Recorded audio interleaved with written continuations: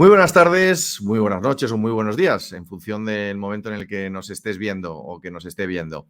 Bienvenidos, mi nombre es Ángel Ramírez y es un placer estar en una edición más de Cuida tus encías en directo.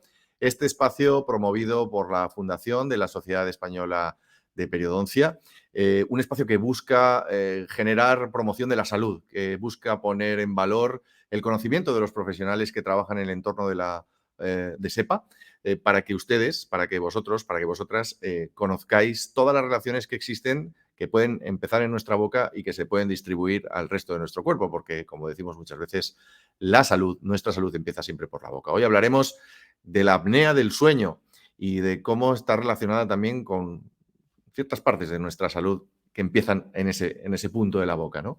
Esas oclusiones que evitan que podamos descansar de una forma correcta. Hoy hablaremos de esos hábitos saludables, del descanso, y lo haremos con Kanolich y con Cristina, dos periodoncistas de primer nivel que les presentaré en unos segundos. Pero antes les recuerdo, tienen una página web para estar permanentemente informados, cuidatusencías.es. Allí un gran equipo de profesionales de la comunicación están generando permanentemente contenidos que son interesantes para usted, que son interesantes si está interesado a su vez en la salud de sus encías. También puede darse de alta en el newsletter que está en esa misma página web para recibir esas informaciones en su correo, informaciones de lo que publiquemos o informaciones de este tipo de directos, de este Cuida tus encías en directo que hacemos prácticamente cada 15 días, todos los jueves a eso de las 8 de la tarde. Vamos a hacer una pequeña pausa, vemos un mensaje comercial y enseguida nos metemos de lleno en el tema de hoy, las apneas del sueño.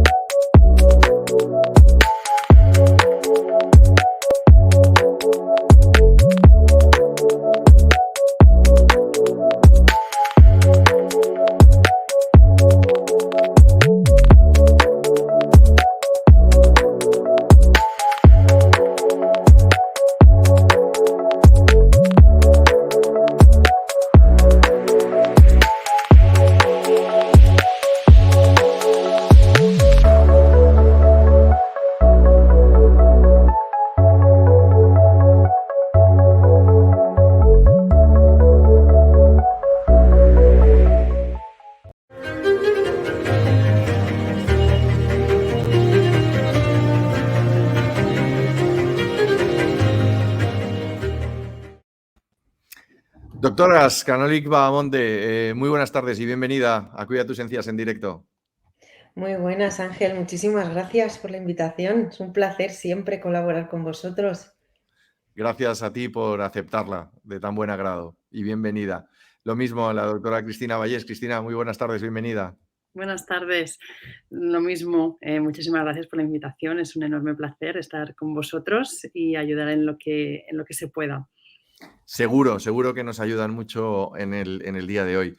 Hoy vamos a hablar de las apneas del sueño, de la higiene bucal, de la posible relación con la periodontitis, porque, bueno, generalmente la salud dental está relacionada con nuestro bienestar y hoy hablaremos mucho de eso. Y cuando hablamos de bienestar hablamos del descanso. Pero hay también algunas cosas que pasan por nuestra cavidad bucal que a veces impiden que podamos descansar bien, ¿no? Y es el caso concreto de la apnea. Si alguien no sabe lo que es una apnea del sueño, Kanolich, por favor, explícanos qué es una apnea del sueño. Pues mira, Ángel, la apnea del sueño es una manifestación más del síndrome de apneas, ¿vale?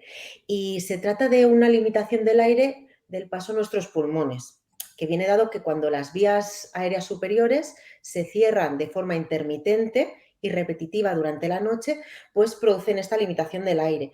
Pero tenemos que tener en cuenta que es simplemente un síntoma de un síndrome que va mucho más allá, ¿vale? Podemos ver muchas veces pues, que durante el día hay más somnolencia, nos podemos encontrar a lo mejor que en una analítica hay ciertas alteraciones metabólicas, alteraciones respiratorias, incluso alteraciones cardíacas y a veces pueden llegar a haber alteraciones neuropsiquiátricas. Entonces, bueno, es un síntoma más de un síndrome que va mucho más allá. Y que tiene consecuencias directamente para nuestra salud a futuro, claro, ¿no? Si Por no se tratan. supuesto. Ahora hablaremos de todo ello. Porque, Cristina, ¿cuál es la prevalencia que tenemos de la apnea concretamente? ¿Y cuáles son los factores que provocan que exista esa apnea del sueño? Pues bien, existen múltiples factores, ¿no?, que pueden estar relacionados con la aparición de la apnea obstructiva del sueño. Posiblemente el más estudiado y el que existe más evidencia es la obesidad. Los pacientes obesos tienen una mayor cantidad de tejido graso y cuando se relajan en el momento de dormir, pues estos colapsan, ¿no?, o se produce una disminución del perímetro de la vía aérea. También existen otros factores como alteraciones anatómicas en los que también existe este colapso de la vía aérea y recientemente se han visto que pueden existir determinados factores genéticos, es decir, alteraciones cromosómicas, que aún no se sabe bien el mecanismo, que también están asociadas a esta obstrucción, ¿no?, de la vía aérea superior. En cuanto a la prevalencia, pues bien, recientemente ha salido publicado un estudio en el que cuyo objetivo fue evaluar la carga mundial de esta entidad y se observó que hasta un 30% de la población puede llegar a padecer apnea obstructiva del sueño. Pero además hay que tener en cuenta que muchos de estos pacientes no están diagnosticados. Esto comporta un problema de salud pública y de coste económico muy importante. No hay que olvidar que una de las complicaciones de la apnea obstructiva del sueño es el aumento del riesgo cardiovascular.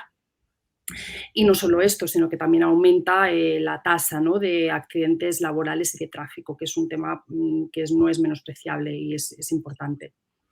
Carolina, volviendo a ese síndrome global que hablábamos de la obstrucción y un poco a colación de lo que contaba ahora Cristina, si una persona, por ejemplo, no se trata a tiempo esta apnea del sueño, las consecuencias pueden acabar siendo, por ejemplo, un ataque al corazón inesperado porque lleva mucho tiempo sin descansar esa persona. Es decir, puede haber riesgos serios para la salud, ¿no? Entiendo que cuando una persona no descansa bien. Claro, es lo que estaba comentando Cristina. O sea, una de las consecuencias es las alteraciones cardíacas. No deja de ser un factor de riesgo más, como puede ser el tabaco, como puede ser la obesidad, en el caso también de las alteraciones cardíacas, que nos puede conllevar pues, a tener pues un ictus, un infarto, etcétera. Y luego también lo que comentábamos al principio de que forman parte de un síndrome que va más allá con el tema de la excesiva somnolencia diurna, que es lo que decía Cristina, que lleva a problemas de accidentes laborales, accidentes de tráfico, porque necesitamos un buen descanso. No sé si existe algún tipo de relación entre la apnea y la salud de nuestra boca y nuestras encías, Cristina. Y en ese sentido, alargo un poco más la pregunta, también para las dos, si existe algún tipo de ciencia o estudio científico que avale un poco esta relación. Pues bien, en primer lugar, ¿no?, para ponernos un poco en situación, tenemos que tener en cuenta que la periodontitis es una enfermedad que produce una destrucción, ¿no?, de los tejidos que rodean los dientes y que se comporta junto con una pérdida ósea y una pérdida de inserción. La evidencia es clara, el papel o la causa, ¿no?, el factor etiológico de la periodontitis es la placa bacteriana, la placa que se encuentra, las bacterias que se encuentran en nuestra boca. Sin embargo, no hay que olvidar que la respuesta inmunitaria a estas bacterias es la responsable, ¿no?, de la destrucción de esos tejidos. Cuando se produce una respuesta inmunitaria, pues lo que ocurre es que hay una producción local muy intensa de estos mediadores inflamatorios y que comporta un aumento de los mediadores inflamatorios a nivel del cuerpo, a nivel sistémico, junto con una disfunción de los vasos sanguíneos. Todo esto ha sugerido un poco que la periodontitis podría estar relacionada pues, con determinadas enfermedades sistémicas, ¿no?, como puede ser alteraciones cardiovasculares, diabetes mellitus, problemas durante el embarazo. Y esto ha llegado a pensar, ¿no?, pues que a lo mejor existen otras patologías, como en este caso la apnea obstructiva del sueño, que podría estar relacionada con la periodontitis. Como decíamos antes, la apnea obstructiva del sueño está relacionada con, por ejemplo, el factor más importante es la obesidad y esto provoca el que haya una inflamación sistémica también muy importante. Por lo tanto, yo creo que ambas patologías, la inflamación que se produce en el cuerpo es importante.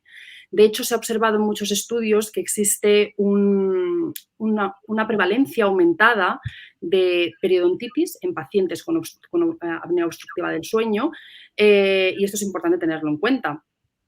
De hecho, ha salido un estudio muy reciente, a principios de este año, en el que se observa que aquellos pacientes con apnea obstructiva del sueño presentan estadios más graves de periodontitis. Esto también es importante no solo para el diagnóstico de la apnea obstructiva del sueño, que luego hablaremos, sino también porque desde las consultas, ¿no?, del sueño, de las unidades del sueño, también aquellos pacientes que tengan o que presenten una apnea obstructiva, estar alerta, ¿no?, de que posiblemente presenten una patología o estadios más avanzados de la enfermedad de las encías. Con lo cual, sí que existe evidencia, aún yo creo que existen o faltan muchos estudios por desarrollarse, pero sí que es cierto que podríamos decir que estamos ante una asociación entre ambas patologías, aún por evidenciar aún más. En ese sentido, Canoli, podríamos decir que es una relación bidireccional, como hemos dicho muchas veces, por ejemplo, con la diabetes y la periodontitis. Es decir, la periodontitis puede ser un factor de riesgo de la apnea del sueño o la apnea del sueño puede desencadenar en una periodontitis. Es decir, un poco cómo es esa relación. A ver, está todavía muy con pinzas, ¿eh? No se sabe muy bien. Sí que hay también algunos estudios, ¿vale? Igual que indicaba Cristina, que en pacientes con periodontitis hay una mayor prevalencia de pacientes que padecen apnea. También hay algún estudio reciente que es al revés. En pacientes con apnea parece que también hay mayor probabilidad de periodontitis, pero ya te digo, son también estudios que hay que ir cogiendo un poquito con pinzas. Luego también, si ponemos así a relacionarlo todo mucho, también ha salido un estudio muy, muy reciente en la que también han visto que en pacientes que tienen una mayor xerostomía, es decir, una mayor sequedad bucal, parece que también hay una mayor prevalencia de periodontitis. Por ahí también podemos empezar a relacionarlo todo, como siempre decimos, que está todo muy por el aire, pero bueno, alguna relación se ha visto que hay. Algo pasa, ¿no? Cuando hablamos de la Algo pasa, inflamación del sistema y tal, bueno, es bueno que profesionales del claro. mundo de la salud gingival lo tengáis por lo menos claro, para llevar un poco el mensaje más allá, ¿no, Cristina Canolic? Es decir, hablar de salud bucodental o de proteger nuestra salud bucodental mejoraría nuestro descanso de alguna manera. Sé que la pregunta es complicada y el planteamiento también, pero ¿podemos llegar a buscar una relación de alguna manera? Es decir, hemos escuchado muchas veces que, por ejemplo, tratar una periodontitis o tener una buena salud gingival ayuda, por ejemplo, a las personas con diabetes tipo 2 a bajar, por ejemplo, sus niveles de glucemia, ¿no? Ahí hay una relación contrastada y directa y las hemoglobinas bajan bastante, ¿no? ¿Puede haber algún tipo de relación en ese sentido o todavía estamos en estadios muy tempranos? Bueno, un poco lo que decíamos antes, ¿no?, de que la periodontitis es una enfermedad que aumenta esta inflamación, ¿no? Y también tener en cuenta que la apnea obstructiva del sueño, decíamos, está asociada a obesidad. En este estudio que comentaba antes, en los que se había observado que la apnea obstructiva del sueño estaba relacionada con estadios más avanzados de periodontitis, también observaban que había una mayor tendencia a que los pacientes fumaran, mala higiene oral, hábitos dietéticos pobres. Entonces, yo creo que todos estos factores al final están relacionados con el estilo de vida de nuestros pacientes y eso hace que, si tenemos en cuenta que el tabaco puede estar también relacionado con, o se recomienda que los pacientes con apnea obstructiva del sueño dejen de fumar para crear unos hábitos adecuados, ¿no? Disminuir el consumo de alcohol, es decir, que hayan unas medidas higiénico-dietéticas saludables, pues efectivamente sí que todo aquel paciente que presente un estilo de vida bueno, pues obviamente mejorará su descanso, ¿no? Entonces, sí que hace falta muchos estudios para poder llegar a concluir si realmente una buena higiene oral pues está relacionada con un mejor descanso, pero sí que es cierto que los estilos de vida acompañados a la periodontitis pues sí que pueden propiciar a que el paciente no descanse bien, independientemente, creo, de la apnea obstructiva del sueño. Muy interesante. Canolic, no sé si quieres añadir algo más en este sentido antes de hablar de Bueno, tratamientos. Bueno, pues un poquito en colación de los tratamientos.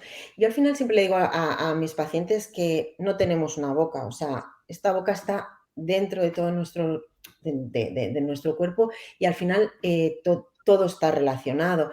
Entonces, bueno, una buena oclusión, en que la posición de la lengua esté en una correcta, en una correcta posición, que no tenga una posición demasiado posterior.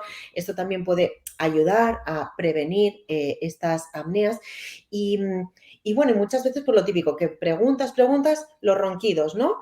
Pues desde la Sociedad Americana de Desórdenes del Sueño, por ejemplo, considera pues los dispositivos de avance mandibular pues un tratamiento de elección pues para roncadores, que también es otro factor que nos puede indicar apneas, y también lo recomiendan para mejorar las apneas del sueño, sobre todo en casos que son leves y moderados, pero lo consideran un tratamiento de primera elección. Entonces, pues el fijarnos en nuestros pacientes, pues que tengan lo que comentaba Cristina, una buena higiene oral, que si son pacientes periodontales, que la enfermedad esté controlada, que no esté activa para que estos mediadores de la inflamación no vayan circulando, que observemos si bruxan, no bruxan, o sea, la oclusión, pues toda la salud bucal como tal siempre nos ayuda a mejorar la calidad de vida de nuestros pacientes, tanto del sueño como de no, a echarles una mano en lo que podamos. Has mencionado, Canolic, un dispositivo de avance mandibular, me ha parecido entenderte. ¿Nos podrías Sí. explicar un poco en qué consiste eso? Bueno, pues son prótesis Ujú. que la realiza un odontólogo especialista en este tipo de prótesis. Lo digo porque en Amazon se venden y esto es una barbaridad, pero que lo que nos ayudan a tener, pues lo que comentaba, ¿no? Que la lengua tenga una correcta posición, porque hay personas que tienen una mandíbula un poquito más retruida y entonces nos pueden ayudar pues a descansar mejor, evitar estos ronquidos y bueno, pues en el 50% de los casos se ha visto que puede mejorar las apneas también. Entonces, bueno, pues es un tratamiento más a considerar. No suele ser el tratamiento que más se utiliza, sobre todo aquí en España, pero porque no es el tratamiento que realmente evita esta limitación del aire, pero sí que nos ayuda a prevenir estas Ujú. apneas. ¿Este dispositivo, Cristina, es para todas las personas que tengan apnea o, como nos ha parecido también saber, existen diferentes tipos de apneas más severas, más delicadas y a lo mejor no serviría para todos? ¿Está estandarizado? Sí, bueno, se estableció un algoritmo, ¿no? de tratamiento. Entonces, una de las opciones terapéuticas es los dispositivos de avance mandibular. Cuando se lo suele pautar el odontólogo, que como dice Canoli, que es un odontólogo especializado, ¿no? en problemas relacionados con el sueño. Importante recordarlo eso, ¿eh? Exacto, exacto. Entonces, este dispositivo pues, se suele pautar en aquellos pacientes o bien que presentan una apnea del sueño moderada o incluso grave, pero que no se acostumbran a llevar una CPAP, ¿vale? Es una presión positiva continua, es decir, que luego si queréis podemos hablar. Estos pacientes no se acostumbran a dormir con este aparato y entonces, pues bueno, pues para mitigar un poquito la sintomatología de los ronquidos, pues puede ser una opción de tratamiento. Y otra es en aquellos pacientes con una apnea obstructiva leve, ¿vale?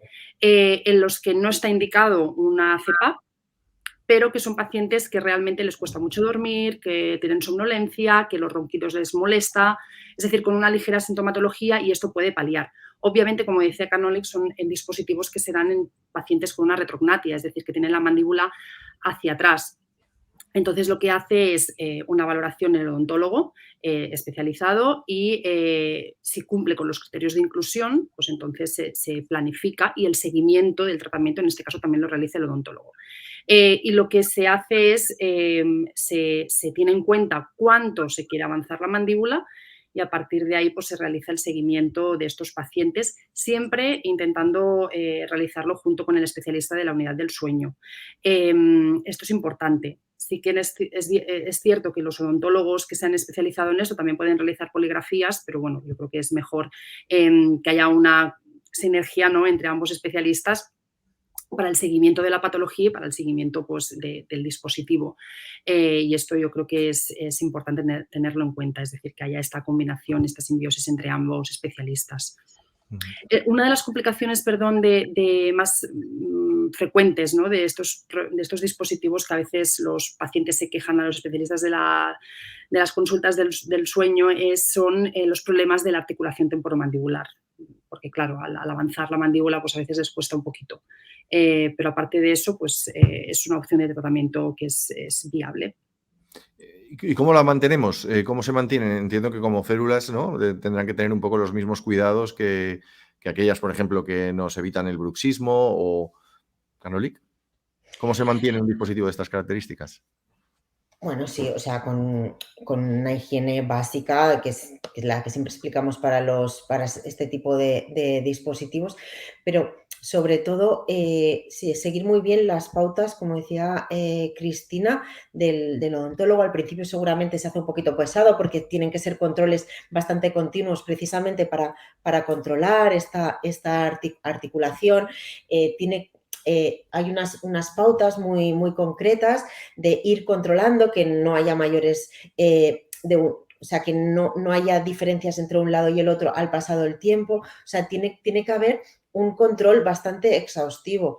Por eso decía que es importante que lo haga un especialista, porque nos encontramos barbaridades en la consulta. Ya te digo, cuando propusiste el tema, puse a buscar y vi que lo vendían por Amazon y me quedé horrorizada. Digo, ¿cómo puede ser que esto esté permitido incluso? Por eso que es muy, muy, muy importante que lo lleve un odontólogo especialista y que siempre esté secundado, como dice Cristina, por su neumólogo o su especialista en el sueño que lo suela llevar. Uh-huh.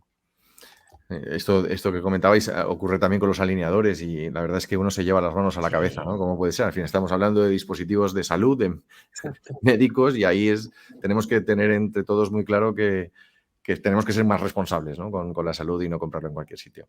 Cristina, no sé si quieres añadir algo más. No. Yo creo que este tema de los dispositivos está claro. Pues te pregunto por algo que también proponía antes Canolic, o mencionaba Canolic, era el tema de apretar los dientes, ¿no?, el bruxismo. ¿Tiene algún tipo de relación esa sintomatología o lo que le esté pasando a una persona que muere de los dientes con todo esto de lo que estamos hablando, del descanso? Bueno, yo creo que el bruxismo, ¿no?, el apretar los dientes y la apnea obstructiva, yo creo que pueden ir conjuntamente, es decir, un paciente puede tener ambas patologías, pero no significa que estén relacionadas. Al final, cuando uno tiene bruxismo, pues sí que es cierto que descansa peor y está relacionado con un peor descanso, pues porque el paciente no descansa bien, además hay una contractura de toda la musculatura facial y craneal, eso hace que el paciente tenga dolores de cabeza, etcétera, y contracturas y dolores de espalda, pero no está relacionado con la apnea obstructiva del sueño, que al final no hay que olvidar que es una obstrucción de la vía aérea superior por otras causas. Pero es verdad que un paciente, pues, desgraciadamente, puede tener ambas patologías, dado la elevada prevalencia de ambas. Uh-huh. Canolic, el papel de los odontólogos, ¿hasta qué punto es importante? O de los dentistas, ¿hasta qué punto es importante a la hora de diagnosticar un trastorno del sueño? ¿Sois de los primeros en avisarnos, de identificarlo? A ver, los primeros, no deberíamos ser los primeros, pero en algunos casos sí que podemos ayudar. Somos muy preguntones nosotros, sobre todo los periodoncistas, como vemos que siempre puede estar relacionado con alguna cosa, somos muy preguntones. Entonces, incluso, seguramente Cristina me lo hace, incluso algunas veces solicitamos algunas analíticas que nos pueden ayudar en ciertas cosas. Entonces, si vemos algo que nos llama la atención, siempre nuestra responsabilidad es intentar que este paciente pues, busque ayuda con el especialista que le toca. Igual que, pues eso, si podemos ver pues, un diabético, pues le recomendamos pues, que vaya a visitar su endocrino más a menudo o lo que sea, o pacientes periodontales que le recomendamos visitar al cardiólogo, porque puede haber una cierta relación, pues hombre, sí que por este lado podemos ayudarles a mejorar este diagnóstico, que como bien comentaba Cristina en un principio, lo que se están encontrando es que es una enfermedad que está muy infradiagnosticada. Ujú. La consulta dental, ¿no? Que va más allá de la salud de nuestras encías, que empieza por ahí, pero podemos ir identificando muchas otras cosas, Cristina. Pues totalmente, totalmente de acuerdo con lo que decía Canoli. Sí que es verdad que hay algunos síntomas, ¿no?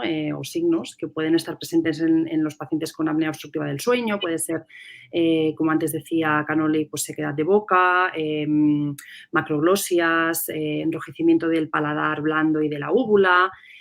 Si bien es cierto, no son signos y característicos o exclusivos de los pacientes con apnea obstructiva del sueño, pero sí que teniendo un conocimiento de la patología, pues nos puede llevar a pensar en el diagnóstico, ¿no? Y como bien decíamos, pues poder aumentar, ¿no? esa tasa de diagnósticos de este tipo de patología. Yo creo que además existen herramientas, hay índices que son muy simples para realizar, hay cuestionarios muy cortos validados que bueno, nos pueden llevar a un diagnóstico precoz de la enfermedad, incluso evaluar el riesgo potencial que un paciente tiene a desarrollar apnea obstructiva del sueño. Pero para ello es necesario que tengamos formación, que tengamos las herramientas necesarias, que haya una buena comunicación con el especialista del sueño. Y yo creo que todo esto, pues intentar, ¿no? Mejorar al final, yo creo, la calidad de vida de nuestros pacientes. Y esto va un poco en la línea, ¿no? De la definición de salud bucal, que no hay que olvidar que ¿no? Tiene una visión holística y esto repercute en la salud general de nuestros pacientes. Yo creo que ese es el mensaje, ¿no? Que una salud bucal pues, está relacionada al final ¿no? con el resto del organismo. Perdonadme que os plantee una cuestión última. Cuando estábamos hablando de los tratamientos nos hemos centrado en esos dispositivos de avance mandibular, pero es verdad, no sé si coincidís conmigo, que muchos de los pacientes que tienen las apneas están tratados de otra manera, con las famosas CPAP, esas máquinas que simulan a Darth Vader, por permitirme la broma, pero son unas máquinas que insuflan una corriente de aire continuo y evitan que la lengua se pose en el paladar y esa obstrucción del paso del aire, ¿no? Esa obstrucción del sueño se solventa. ¿Qué consejos desde el punto de vista de la periodoncia podríamos darle a los usuarios de esas CPAP? Es decir, has mencionado el tema de la boca seca. Claro, tanta corriente de aire muchas veces te provoca eso. ¿Qué cuidados tendríamos que tener? ¿Qué consejos? Os lanzo las preguntas a las dos por si alguna se anima a contestar. Bueno, es cierto que estos dispositivos, ¿no? Que no todos los pacientes con apneas obstructivas llevan, ¿vale? Es importante que esto se sepa.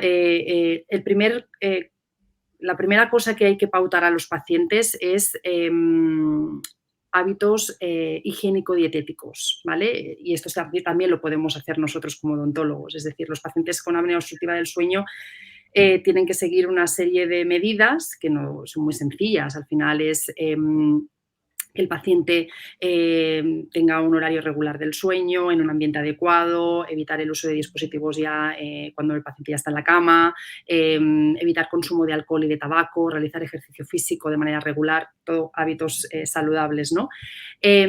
También intentar detectar cualquier patología o cualquier factor desencadenante que sea modificable, como en este caso es la obesidad, que ya hemos comentado anteriormente, que es el principal factor, ¿no? Relacionado con la apnea obstructiva del sueño. Y luego saber que existen pacientes con apneas obstructivas del sueño graves o incluso moderadas también, que pueden estar tratados con CPAP, ¿vale? Siempre y cuando estos pacientes tengan un aumento del riesgo cardiovascular, somnolencia excesiva, al final que haya un detrimento de su calidad de vida, ¿vale? Entonces, no todos los pacientes con apnea obstructiva van a ser candidatos de llevar CPAP. Y los pacientes que los llevan, pues intentar sobre todo nosotros como personal sanitario, que el paciente sea cumplidor con el tratamiento, porque al final se ha visto que un mayor tiempo de cumplimiento está asociado con una mejora del tratamiento de esta enfermedad y comentarle, ¿no?, que puede haber determinados signos o síntomas, como es en este caso la sequedad de boca, que pueden estar relacionados y que pues, podemos mitigar con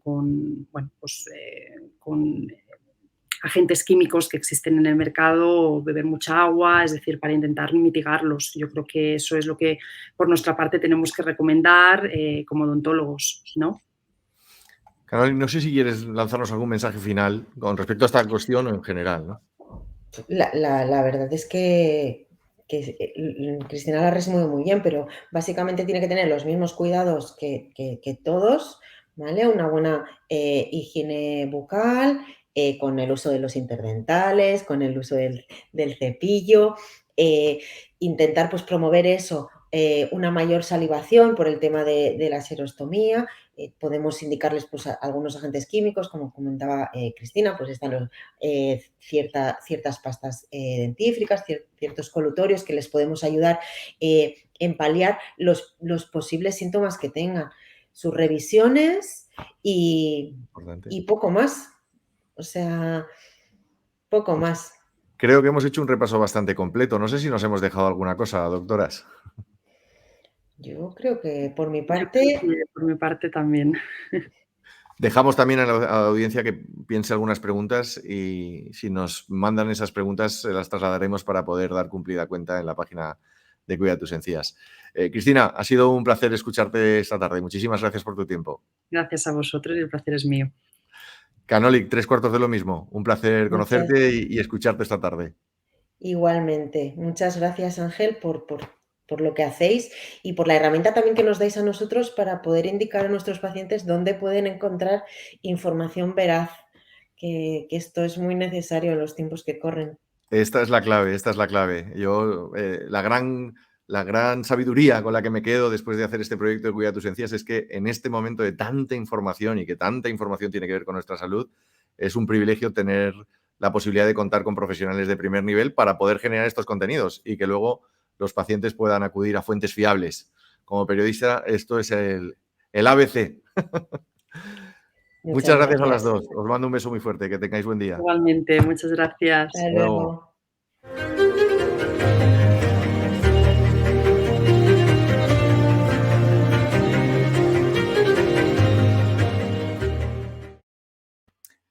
Con estos grandes consejos que nos han dado hoy las doctoras Canolic y Vallés, Canolic Bahamonde y Cristina Vallés, con estos consejos lo dejamos.